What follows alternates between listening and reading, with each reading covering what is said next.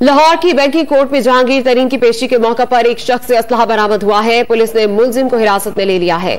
इसी हवाले से मजीद तफसीलात जानेंगे डॉन न्यूज के नुमाइंदे राना बिलाल से। राना बिलाल, बताएगा मुलजिम से मुतालिक कुछ मालूम हुआ है?